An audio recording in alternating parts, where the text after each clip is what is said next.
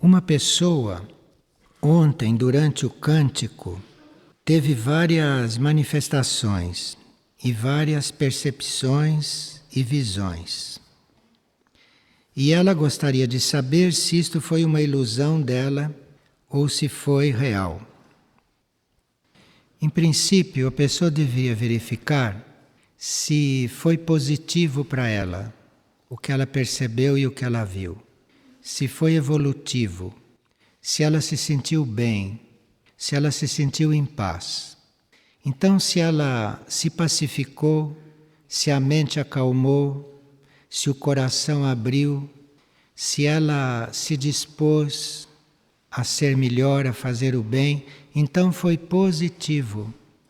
Não importa de onde tenha vindo, não importa de que nível isto tenha vindo. E se o que ela viu de positivo foi uma imaginação dela, é positivo também, porque é sinal que ela tem um desejo de fazer o bem, ela tem um desejo de se harmonizar. Então, não sei se é questão de saber se foi real ou não foi real. É questão de observar o que produziu, o que deixou para nós como impressão. Isto é que é o importante. E uma pessoa pergunta se a alegria que provém da felicidade é um estado do corpo emocional. Bem, como nós temos muitos níveis de contentamento, de prazer e de alegria, seria bom que a gente não misturasse estas coisas. Alegria nós aplicamos para um estado da alma. Então, quando nós sentimos alegria, aquilo vem da alma e aquilo não se esgota. Ao passo que o contentamento, o prazer, isto não vem da alma. Isto vem do corpo emocional, ou vem do corpo mental, vem da personalidade. E isto é instável. Dependendo do que acontece, nós ficamos contentes ou ficamos descontentes. Mudamos de ânimo quando vem da personalidade. A alegria da alma não se esgota, porque ela não depende do que acontece fora da alma. A alegria da alma não depende do que acontece no mundo. A alegria da alma não depende do que acontece com os nossos corpos.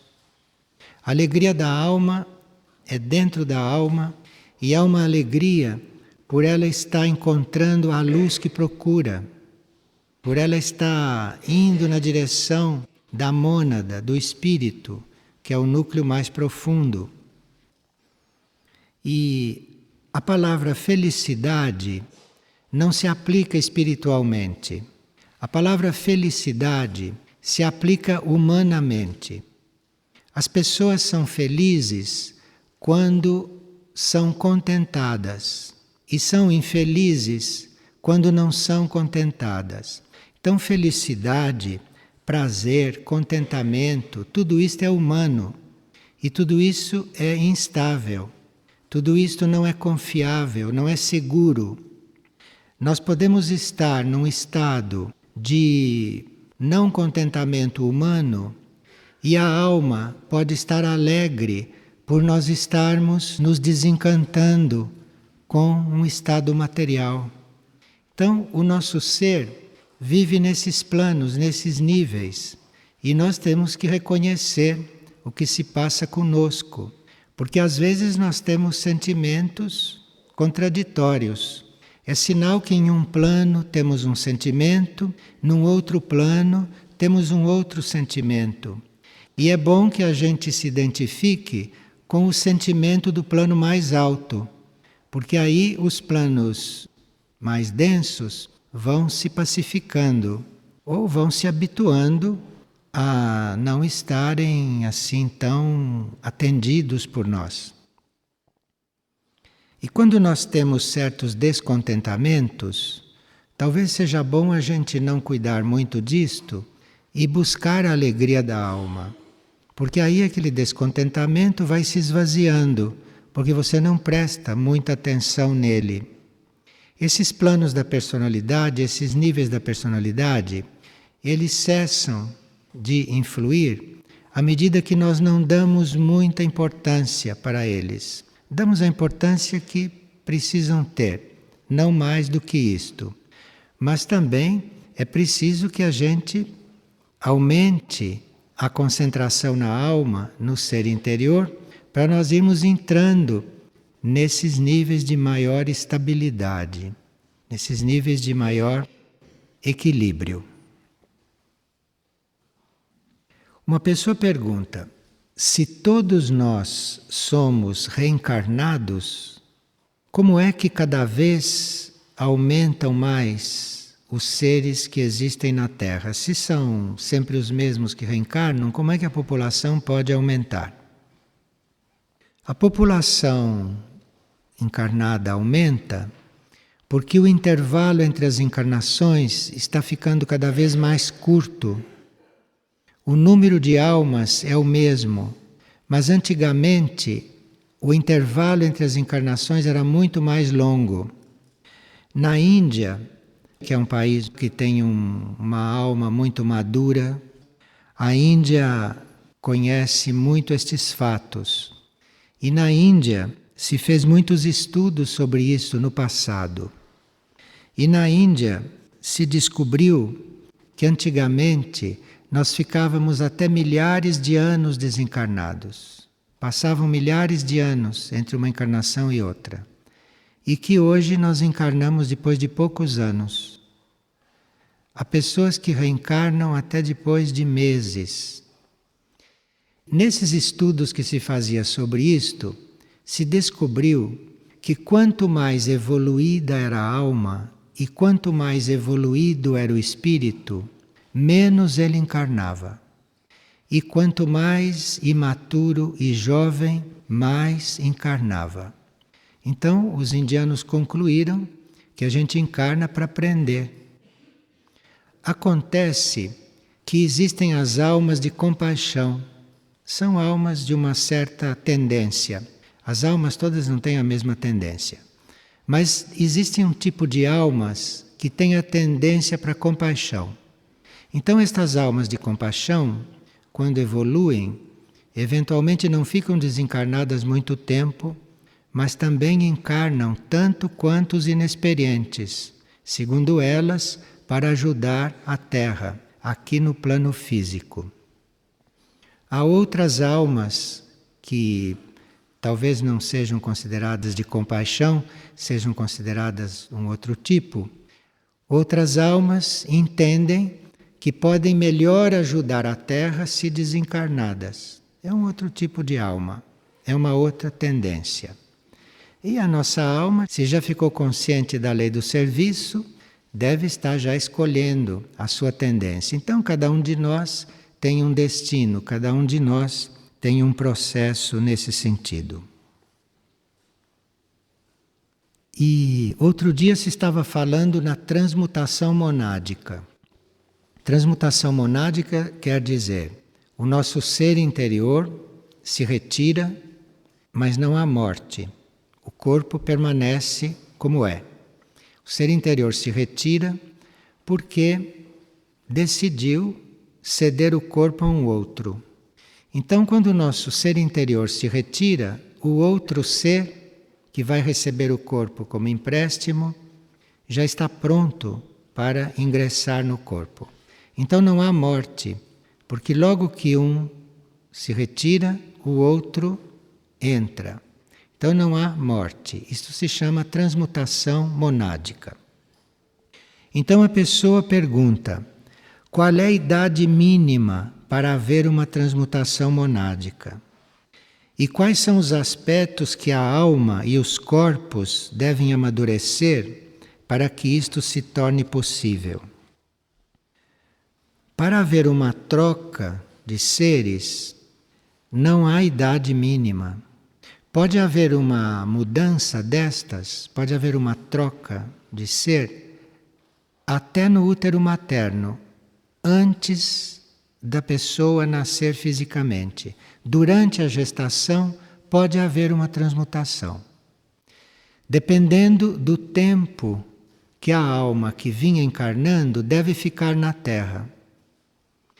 Muitas vezes, uma alma encarna por um curto período para aproveitar alguma conjuntura, para reencontrar alguém, para resolver um assunto kármico, ou para cumprir algum tempo aqui que ficou incompleto. E pode acontecer deste tempo que ficou incompleto ser em meses, não chegar a 9 meses. Então, aqueles meses vividos no útero materno, efetivamente pela alma, já são suficientes para ela completar um tempo, um processo encarnatório. Então pode haver uma transmutação até no útero materno. Então, a alma que entra, a alma que vem, é uma alma sempre mais evoluída do que aquela que saiu. Não pode acontecer uma transmutação de uma alma menos evoluída. Nenhum de nós poderia ceder o corpo na transmutação para alguém menos evoluído. Porque este alguém menos evoluído poderia não ter controle sobre um corpo que não é dele. Poderia não saber manejar, poderia não saber lidar com as energias que não são dele. Não é? Porque quando a gente está transmutado em um corpo, aquele corpo não é material nosso. Então nós temos que ter uma maturidade maior do que aquele que saiu do corpo, para nós podermos estar naquele corpo harmoniosamente, pacificamente e contribuindo para a evolução daquele corpo. Porque um dos compromissos da alma que transmuta, que vem para dentro de um corpo que não é dela, um dos compromissos é ela, enquanto está naquele corpo, trabalhar positivamente o karma daquele corpo. E ela também, enquanto está naquele corpo, cuidar do corpo, como uma compensação, dentro da lei da compensação, por ela o estar usando.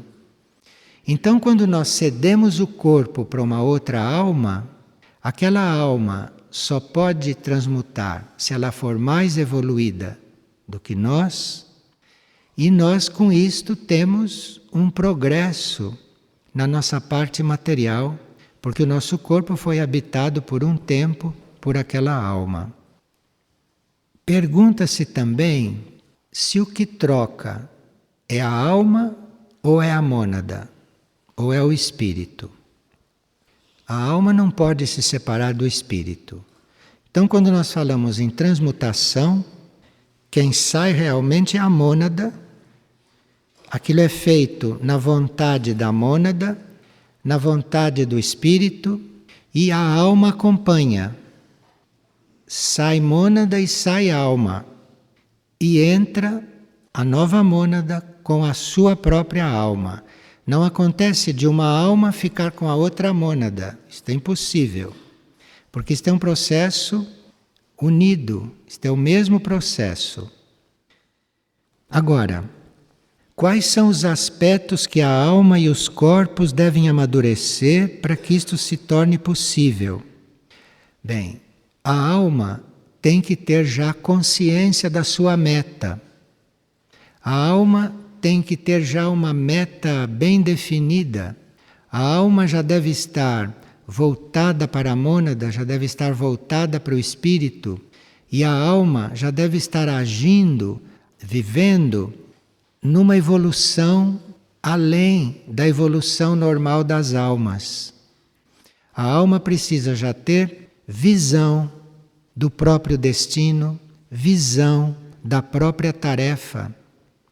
Porque uma alma transmuta, uma alma toma um outro corpo, não porque ela quer viver na Terra, mas porque ela precisa de um corpo com certas características, ela precisa de um corpo com certas qualidades, ela precisa de um corpo que tenha na Terra um ambiente favorável já formado para ela vir cumprir uma tarefa. Então a alma não escolhe um corpo para ser transmutado porque tem alguma afinidade. Não. Afinidade, claro que deve existir também, senão ali haveria um conflito. Afinidade é óbvio que existe, mas a razão não é esta. A razão é o serviço. Então, uma alma pode ter uma tarefa, pode ter um plano, pode ser um momento aqui na Terra daquele plano ser executado, é o momento oportuno daquela tarefa ser cumprida, então esta alma transmuta em algum corpo, cuja alma queira ceder aquele corpo. Não é bem verdade que a alma cede o corpo só quando está descontente com a vida, porque existem certos transmutados que declaram isto. Isto pode acontecer com um ou outro caso, mas estar descontente com a vida não basta para você entregar o seu corpo para uma outra alma. É preciso que aquilo seja consentido, preciso que haja um consentimento além da alma para isto acontecer. E a pessoa ainda está perguntando, e os corpos, o que devem amadurecer? Os corpos já devem ser disciplinados. Um corpo que não é disciplinado, um corpo que não está sob controle de uma alma, não serve para uma transmutação. Então vai haver uma transmutação num corpo disciplinado, porque uma alma que transmuta vem para uma tarefa, vem para um trabalho especial na Terra por um certo tempo e não pode estar às voltas com a indisciplina de um corpo. Não pode estar às voltas com certos problemas do corpo. Então o corpo deve ter disciplina, tanto o corpo físico, quanto o corpo emocional, quanto o corpo mental. Devem ser corpos disciplinados e corpos adaptáveis, porque ele vai ser habitado por uma energia diferente da energia que o criou, da energia que o compôs, da alma que habitava ali. Então os nossos corpos já estão permeados pela energia da nossa alma, já estão habituados com certo tipo de energia.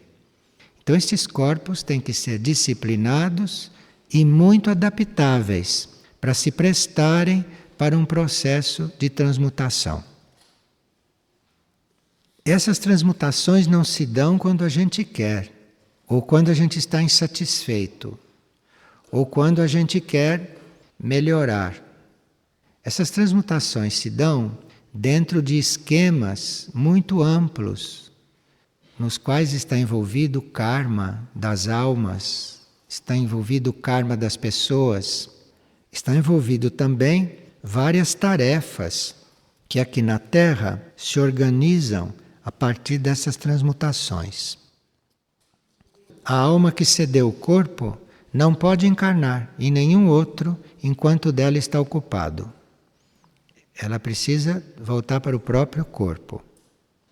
A alma que está transmutando tem consciência de tudo isto. O que pode não ter consciência é a personalidade, é o ego, este núcleo egóico. E há a possibilidade do ego ter consciência, mas o ego também pode não ter consciência. Bem, aqui uma pessoa diz que o seu marido é alcoólatra e ela está perguntando se um alcoólatra pode ser ocupado por um obsessor. Sim, quando alguém se entrega a um vício, seja ele qual for, normalmente o espírito, se não se retira totalmente, ele se retira em parte. E aquilo que é o espaço que ficou livre, aquilo pode ser ocupado, sim, por um outro ser. Então, há certos viciados que podem ter dentro mais de um ser. O ser que é o efetivo e um outro desencarnado ou encarnado que tem um prolongamento ali e que está ocupando aquele espaço que foi desocupado pelo ser original. Então, há sim muitos casos de seres viciados que têm dentro dois seres, o próprio e um outro. Agora, nem sempre este outro é um ser humano. Este outro pode ser também outro tipo de força que esteja circulando e que penetrou ali. Agora, a pessoa diz como se resolvem estes casos. Bom, há várias formas de se resolver esses casos. Há seres que têm uma tão grande decisão pela perfeição, há seres que têm um tal compromisso com a energia da vontade, que estes seres, só de se aproximarem de um caso deste, já produzem ali uma mudança, já produzem ali uma transferência. E há outros casos em que a própria energia da mônada do indivíduo se encarrega de resolver o assunto. No caso da mônada do indivíduo viciado não conseguir desalojar a força intrusa, a mônada pode optar por desencarnar. Então ela desencarna, ela abandona o corpo e vai formar um outro corpo numa próxima encarnação. E uma pessoa notou que à medida que ela vai ampliando a sua compreensão sobre certas coisas, ela notou que ela começa a sentir uma dor que não é física e que ela não sentia antes. E ela já descobriu que esta dor não é dela. Isto é muito real, porque quando a nossa consciência se expande, a nossa consciência, ao se expandir, toca a consciência de outros. Então a nossa consciência conhece a dor do outro. Então nós começamos primeiro a conhecer a dor daqueles que estão mais próximos. E se nós sabemos cuidar disto, se nós sabemos absorver esta dor, transmutar esta dor, ou se nós aprendemos a ajudar quem tem uma dor, então aí a nossa consciência vai se ampliando mais. E de ampliação em ampliação, nós acabamos sentindo a dor do mundo, acabamos sentindo a dor do planeta. É claro que ninguém vai sentir a dor do planeta antes de ter passado por um longo processo de dores e de solução das dores e de transmutação das dores. Ninguém vai chegar numa grande dor que não é sua antes de estar preparado, antes de ter aprendido isto. O começo de tudo é nós aceitarmos as nossas próprias e pequenas dores. Porque o que são as nossas dores? Vocês já pensaram? Que são as nossas dores diante da dor do mundo? O que são as nossas dores diante da dor do planeta, de ter esta humanidade aqui deste jeito? O que são as nossas dores diante disto? Então precisa que a gente primeiro aprenda a lidar com as próprias dores, aprenda a resolver as próprias dores, ou aprenda a suportar as próprias dores, para depois nós irmos nos tornando mais úteis, a estarmos mais em serviço. De estarmos já tão treinados com esta relação com a dor, que começamos já a ajudar quem tem dor. Começamos já a colaborar com o planeta nesta grande transmutação planetária, nesta grande transição planetária. Porque este planeta não vai ser sempre assim. Este planeta está em transição e a nossa dor individual, a nossa dor pessoal, é apenas uma pequena parte, minúscula, é nada, diante da dor acumulada neste planeta. Então, esta pessoa que está tendo uma compreensão maior das coisas, já está aprendendo que quando ela aprender a resolver as próprias dores, que ela já vai estar preparada para ajudar num serviço maior. ou num serviço humanitário, ou num serviço planetário, dependendo da tendência do seu ser interior. E uma pessoa pergunta: por que o caminho é tão descontínuo? Às vezes eu sinto um estado de consciência que vai se apagando rapidamente e de repente eu estou completamente vivo e em perfeita paz.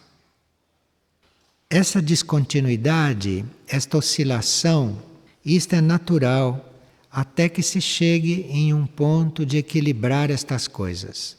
Assim como nós temos as polaridades masculina e feminina para serem equilibradas, nós temos também esses estados a serem equilibrados. Então esta oscilação é uma preparação para nós começarmos a uma certa altura a equilibrar esses estados e a fundir esses estados. Porque nem toda dor a gente pode expulsar. Há dores que têm que ser resolvidas em nós mesmos. E esta dor vai ser resolvida é quando o estado contrário ao da dor entra em equilíbrio com a dor. Isto fica assim como os dois pratos de uma balança, a dor e a não dor em nós.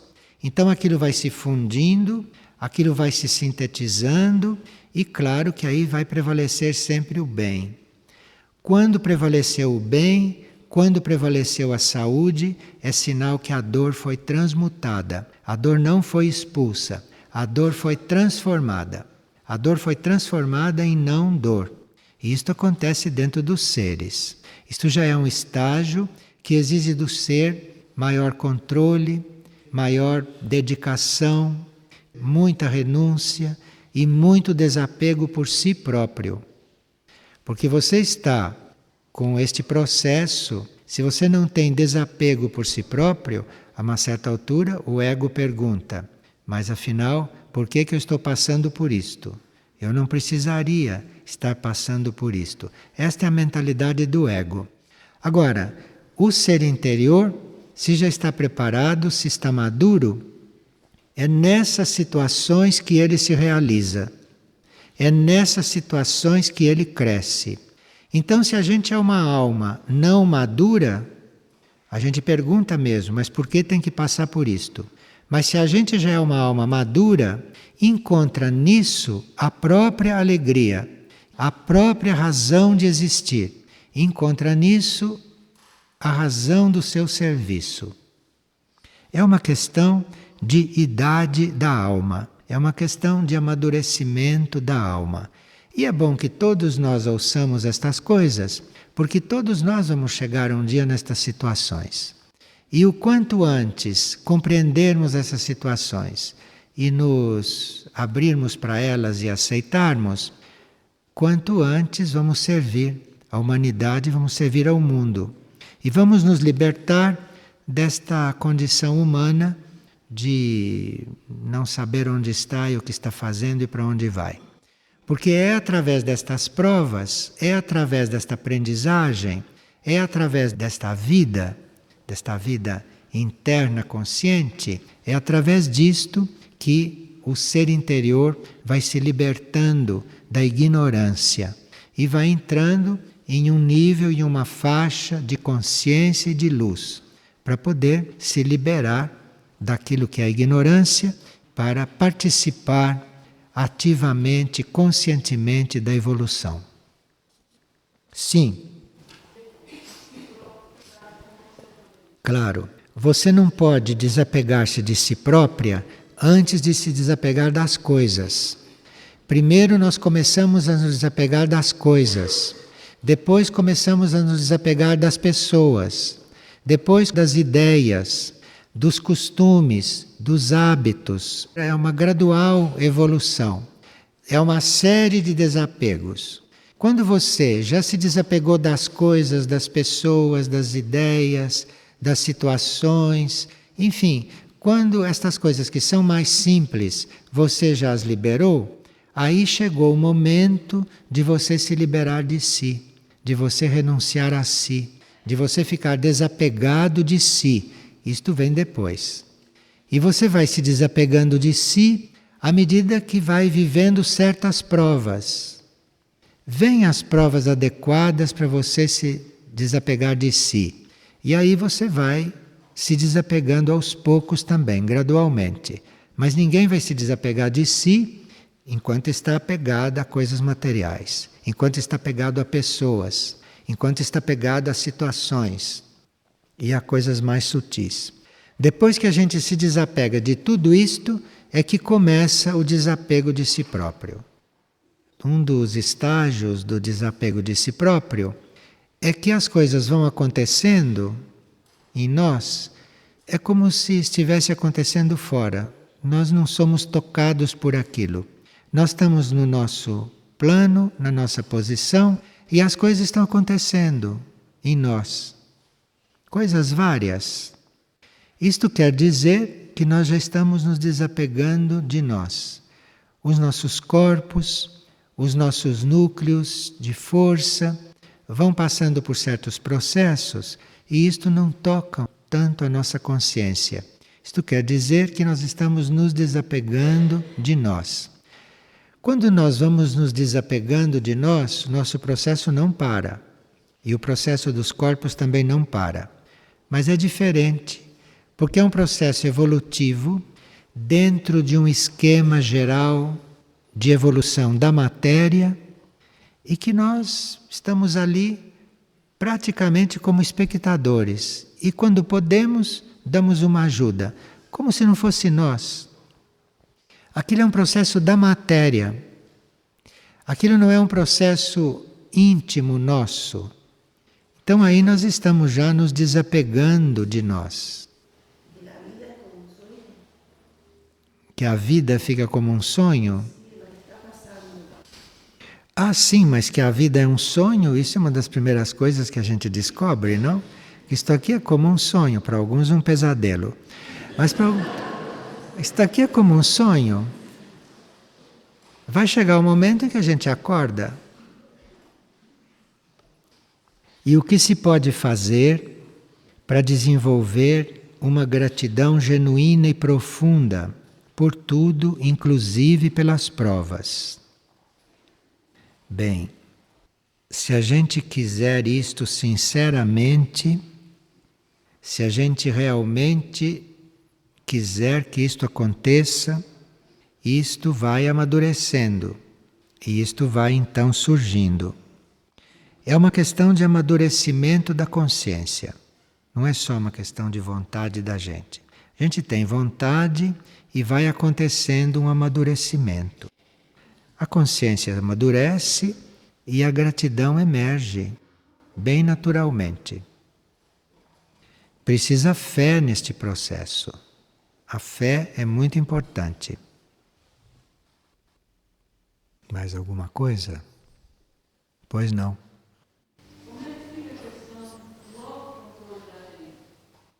Do autocontrole? Você começa com as coisas mais simples. Não queira se autocontrolar numa coisa que você considera difícil ou importante, em princípio. Você começa, como exercício, a se autocontrolar nas coisas que você considera mais simples. Isto é, se você opta por controlar uma coisa, deve ser uma coisa sobre a qual você possa realmente realizar isto. Começa assim, sem ambição. Aí você vai controlando gradualmente várias coisas. E aí a sua capacidade de se autocontrolar vai crescendo. E a uma certa altura você chega nas coisas que hoje você não garante que poderia controlar. Mas você chega lá, treinando naquelas coisas em que você pode fazer. Mais alguma coisa? Quando sonhamos sem imagens, quando nós sonhamos com imagens, é porque nós estamos sonhando no plano etérico, ou estamos sonhando no plano astral. Quando nós começamos a sonhar no plano mental, as imagens começam a mudar. Começam a desaparecer as cores, começam a desaparecer os sons, as imagens vão ficando abstratas, E à medida que o sonho vai subindo pelo mental acima, as imagens vão até desaparecendo. Quem sonha em preto e branco já está nas vésperas de começar a sonhar sem imagem. Dali por diante começa uma série de experiências mentais sem imagem. E o que a gente vai então passando pela experiência, o que era imagem vai sendo substituído por uma outra forma de saber o que está se passando. Isto acontece no mental. Isto é um processo no mental.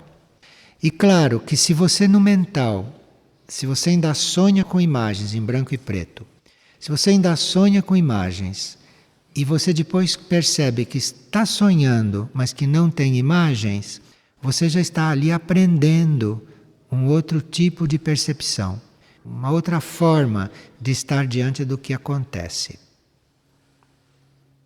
Quem sonha sem imagens, já com bastante tranquilidade, quem sonha sem imagens normalmente já está preparado a perceber as coisas antes das coisas se mostrarem, antes das coisas tomarem forma. Então, se você já sonha sem imagem, você pode aqui já perceber uma coisa antes que ela aconteça. Esta é a relação.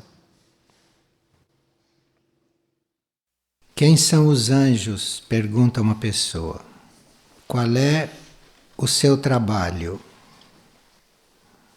Bem, isto é uma das evoluções misteriosas para o homem. E existem até doutrinas sobre os anjos, mas isto tudo é especulação, porque não se sabe realmente com precisão o que é isto. Mesmo esta nova forma da gente desenvolver espiritualidade com a ajuda dos irmãos do cosmos, extraterrestres ou intraterrenos, mesmo nesta nova forma, nós não sabemos se estamos lidando com arcanjos ou se estamos lidando com seres humanos muito evoluídos. Então, a uma certa altura da evolução, a evolução humana se confunde com a evolução angélica.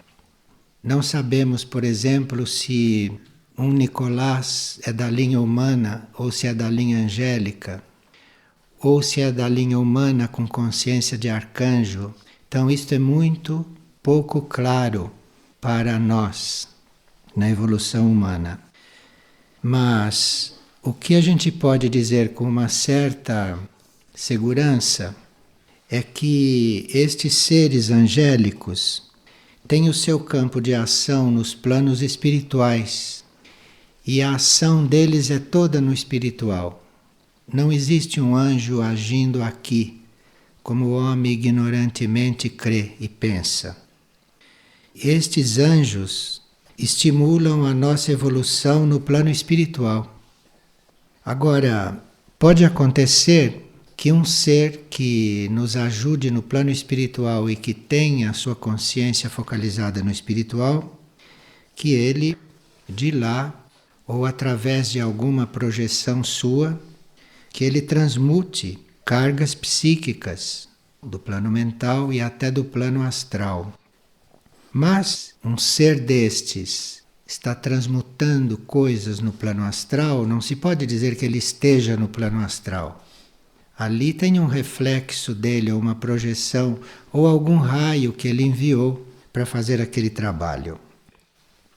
Então todas essas visões de anjos no plano astral, no plano mental, não digamos que isso seja fantasia, mas isso são projeções. Projeções que podem nem ter sido emitidas de anjos. São projeções até de formas, pensamentos nossas sobre os anjos. Seria bom que a gente tivesse os anjos lá em cima e não misturasse com as nossas visões e com as nossas percepções. Seria bem mais seguro. Nós poderíamos contatá-los, não é que são separados de nós, distantes de nós a ponto de nós não podemos contatá-los, não podemos percebê-los, não é isso. Mas nós podemos começar a ter uma impressão sobre eles, podemos eventualmente começar a sentir uma presença que nunca é muito definida, porque os nossos canais de contato não são perfeitos, estão se purificando, né? Estão se sublimando. Então, há contatos, mas nós temos que ser humildes, modestos e estarmos sempre vendo se estamos sendo mais ou menos autênticos. Quando é que estamos sendo autênticos? Estamos sendo autênticos quando nos transformamos ao fazer estes contatos. Então, se nós nos transformamos, se nós evoluímos, se nós nos sentimos mais humildes, se nós nos sentimos mais livres, então os contatos são autênticos e estamos realmente contatando algo mais perfeito, melhor. Mas isto se vê pela transformação que nós fazemos. Porque se nós temos um contato com uma energia mais forte, ou se nós temos um encontro com algo mais evoluído, nós não saímos dessa experiência como entramos. Nós estamos já num outro ponto em seguida. E nós então percebemos que muitas coisas se liberaram em nós, que muitas coisas mudaram, se transformaram, que as nossas reações não são mais as mesmas. Os nossos desejos não são mais os mesmos. Os nossos interesses não são mais os mesmos. Então, realmente, estivemos em contato, em diferentes graus, com algo mais avançado, com algo mais evoluído. E isto é possível, até um certo ponto, quando nós estamos realmente concentrados nas realidades internas. E quando estamos vivendo as realidades externas a serviço, ou porque temos que fazer isto, mas bem neutramente. Estar nas realidades externas como se não estivéssemos. Estar no mundo sem ser do mundo, como disseram. Então, se nós estamos no mundo sem ser do mundo, se nós estamos diante das realidades normais externas como se não estivéssemos, aí nós começamos a nos aproximar da parte interna da realidade. E é aí que a gente começa a encontrar estas coisas, não é aqui fora. Precisa que nós internamente estejamos diante dessas outras realidades, das realidades sutis, das realidades internas, invisíveis. Se estamos em contato com isto, então podemos até estar diante dessas coisas materializadas aqui. Mas precisa que nós estejamos em contato com a realidade deles, com a realidade dos níveis deles, senão como podemos vê-los, senão como podemos encontrá-los. E precisa também, parece, que além de nós estarmos bem focalizados nesta realidade interna, que a gente esteja bem mais livres de conflito do que estamos normalmente. Esses conflitos normais dos seres, isto impede que você esteja em contato com seres mais perfeitos ou com seres mais sutis. A presença de conflitos em todos os níveis, isto impede que você entre em contato com isto. Então, na prática, nós teríamos que ir nos desapegando dos nossos conflitos, teríamos que ir deixando os nossos conflitos caminharem paralelos, não é? Não devíamos nos envolver com os nossos conflitos. Note que a gente não está dizendo que a gente precisa não ter conflito, porque isto, com as nossas células herdadas, com o nosso código genético animal e com tudo aquilo que vem conosco, que nem era nosso, átomos, materiais que vêm de reservatórios gerais de átomos, que a gente não sabe o que aconteceu com eles. Então, nós não temos mão sobre esses conflitos, sobre certos conflitos. Sobre alguns temos, mas sobre outros não temos. E isto não é importante. O importante é que nós, como consciência, estejamos ausentes desses conflitos que se passam nos nossos corpos, que se passam no nosso ser mais externo. Então, é a nossa atitude diante dos conflitos dos próprios corpos, é a nossa atitude diante da situação das nossas células materiais, mentais e emocionais. Se a gente está em tudo isso como se não estivesse, e se nós estivéssemos mesmo realmente em busca de outra realidade, de outro nível de realidade, então aí esses contatos podem ser possíveis. Porque nós podemos ter também um karma favorável para isto, podemos ter intercessores nos planos internos que nos ajudem a fazer esses contatos. Então são conjunturas muito individuais e que às vezes não se repetem de pessoas para pessoa. Cada pessoa é um processo, cada pessoa é um caso. Então eu não posso generalizar a todos o que se passa comigo, porque eu tenho a minha forma de ver, eu tenho a minha forma de viver, tenho a minha forma de estar diante do que acontece e a do outro pode ser diferente. E sendo diferente vai determinar outras coisas. Eu não posso, por exemplo, falar num processo psicológico em nome de um outro, pois não sou eu que estou vivendo. Como é que eu sei? Eu estou vivendo o meu. E o meu processo é que para mim é uma referência. Assim é com as coisas espirituais. Então, se eu tenho uma experiência no campo espiritual, aquilo é uma experiência individual, particular minha. Nem todos podem ter a mesma experiência. E a minha situação não é igual a de ninguém. Então, nestas coisas espirituais, a gente pode mal falar de nós. Mal falar, porque não, nem se sabe se está entendendo o que está se passando conosco. Que dirá do outro? Claro que pode se abrir uma visão, que pode haver uma inspiração, pode haver uma intuição, pode haver um contato. Tudo isto pode haver. Mas nós temos que estar realmente bastante vigilantes para não deixar que os conflitos tomem conta, que os conflitos surjam, aumentem. Isto nós teríamos que estar, não digo controlando, mas ofertando isto, entregando isto, nos desapegando disto, para não deixá-los crescer, não deixá-los tomar mais corpo, não deixarmos isto criar sérios obstáculos. E se nós temos então todas essas intenções, se nós temos esta aspiração de não nos deixar atrapalhar pelos conflitos, de estarmos diante das realidades internas, se nós temos toda esta aspiração, tudo isto ajuda, tudo isto vai determinar, tudo isto pode abrir caminho, mas nesse campo espiritual, nós nunca teríamos que dizer, eu estou fazendo isto, então vai dar este resultado, porque nesse campo não sabemos nada. Racionalmente não sabemos nada. Então, tudo o que se faz é incondicionalmente. Tudo o que se faz, tudo o que se projeta, aspira, é incondicionalmente, é sem condicionar a ter resultados, sem fazer uma coisa para que aconteça isso. Isso no campo espiritual não é bem assim. São outras leis lá.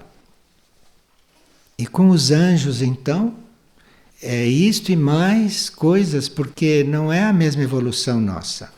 Um anjo não é como um irmão do cosmos que veio da linha humana. Os anjos não sabemos de onde vieram. Então é outra linha. Embora estejamos todos no mesmo Pai. Mas são coisas desconhecidas para nós. E que nós só vamos conhecendo, só vamos nos aproximando dela com muita humildade, com muita calma, com muita vida incondicional, com muito serviço incondicional e sem estarmos esperando alguma coisa. Porque esta espera pelas coisas pode ser legítima no seguinte sentido. Se nós karmicamente tivermos direito a algo, talvez internamente a gente saiba que vai passar por aquilo. Mas nem sempre a gente sabe porque conhece o karma. A gente pode pensar que sabe, porque está imaginando, porque está desejando, está querendo, então é um outro caso. Bem, no caso dos anjos conosco, isto é muito mais sutil. Agora, como eles nos estimulam no plano espiritual, segundo o pouco que sabemos, como eles nos estimulam no plano espiritual, todo esse nosso processo espiritual pode estar abençoado por eles, pode estar sendo ajudado por eles, pode estar havendo aí um estímulo, um impulso, mas tudo isso no campo espiritual. Então, é preciso que a gente esteja muito inclinado para esta realidade mais sutil, para esta realidade mais interna. Porque aí, eventualmente, começamos a estar mais conscientes dessas coisas. Mas a gente não fica consciente aqui. A gente fica consciente no plano espiritual. E do plano espiritual pode haver um reflexo que grave aqui no consciente, mas nada disso é aqui, não. Então, é lá. E pode haver um impulso, pode haver um reflexo, pode alguma coisa chegar até aqui e você ter uma impressão. Mas não pense que isto aqui é muito real. Isto é um reflexo do que está acontecendo num outro plano. A realidade é lá, o encontro é lá.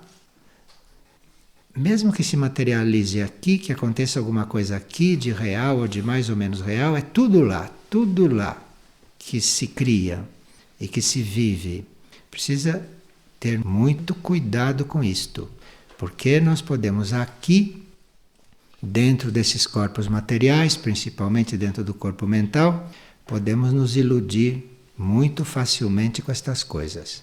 Mas tendo uma aspiração a não se iludir, tendo cuidado de não se iludir e contando na fé com muita ajuda daqueles que já transcenderam todos esses estados intermediários onde nós vivemos.